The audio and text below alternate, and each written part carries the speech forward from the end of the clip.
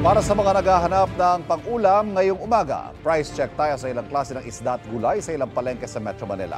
Base sa price monitoring ng Department of Agriculture, hanggang 240 pesos ang kada kilo ng bangus, abot sa 160 ang tilapia at hanggang 280 naman ang galunggong.